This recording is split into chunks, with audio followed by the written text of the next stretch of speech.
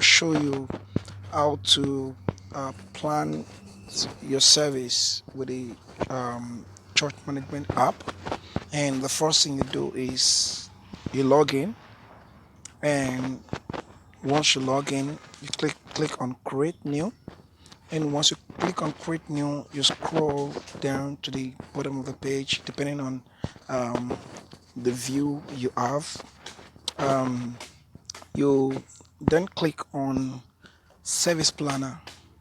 Once you click on service planner, the first what you need to do is just to fill the entire information. It's just to fill the entire information, and once you fill the entire information, then you submit it.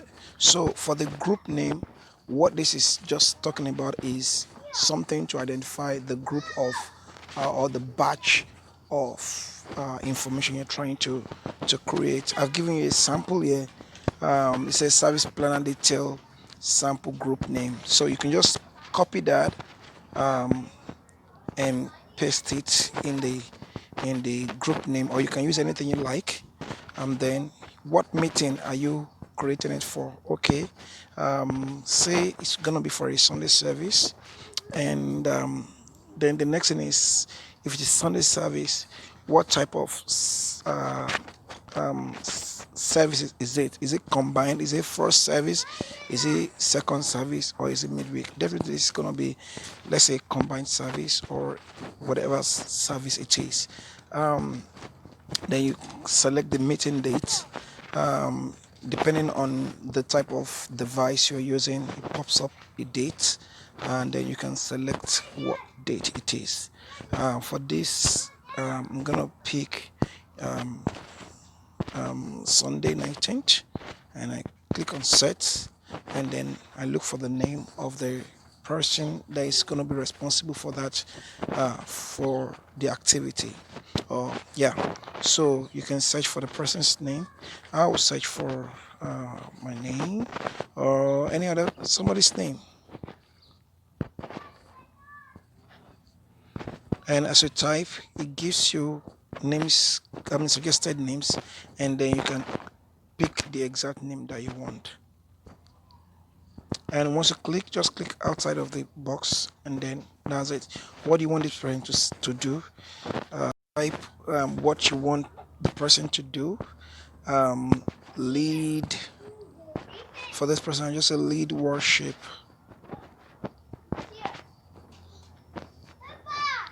during the service. During service. So what time is it gonna start? The hour is gonna be say whatever time it's gonna happen. For this, I will say the it starts at 9:30, and it's gonna say last for another 30 minutes. So if it's 30 minutes, that'll be 9:45 or 9:40 something. Say, let me say 9:55. So that's gonna last for like 25 minutes. Then you select what department is this person in. It's in choir. And then if there is anything you want the person to know, you can add it. But in this case, I will just submit it. And so once you submit it, it gives you an option that gives you a confirmation that the new record was created successfully. Um, um, and if you look at, you can add more events for that day, depending on how many you have. And so you have the schedule down there or beside it if you are using a desktop experience. So this is just to be sure of what you have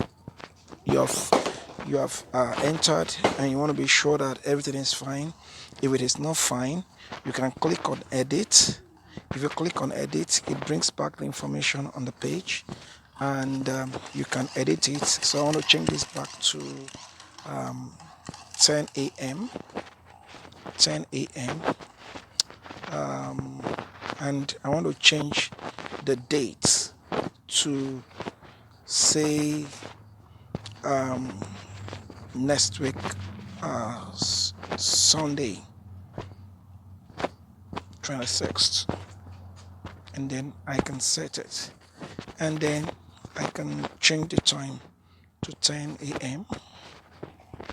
Yeah, so it's gonna start from 9:30 to 10 a.m. and the department is quiet, and I can put a remark that says, okay, um, this is just a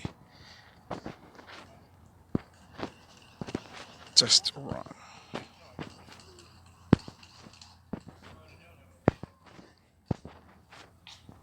sample event, just a sample event. So I just click save, and then update successful. You can see that, and then you can see the information is updated, sample event and all that.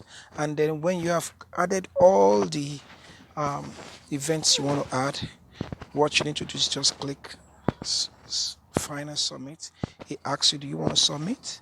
And then you say okay.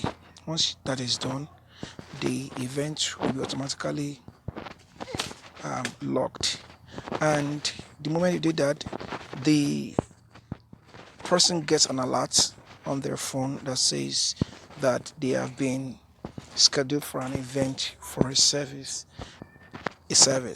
and that will be the end of that service schedule. I hope it works for you. Thank you.